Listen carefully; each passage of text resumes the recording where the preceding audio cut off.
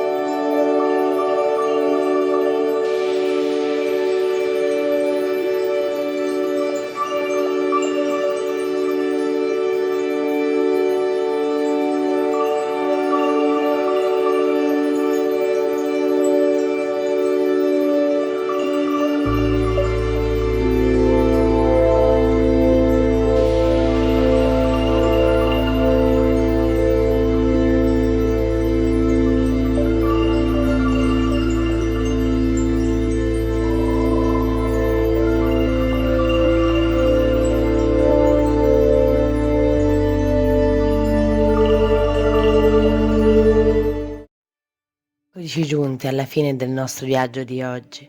L'ultima cosa che voglio raccontarvi è com'è nata l'ispirazione per questo progetto creativo.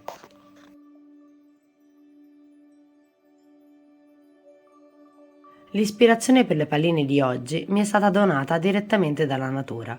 Avevo appena finito di pulire le scale del condominio dove abito ed ero davanti al portone di casa ad ascoltare la musica mentre aspettavo che asciugava per risalire in casa, quando una folata di vento porta davanti a me queste piccole foglie rosse che avete visto in video e una piuma bianca.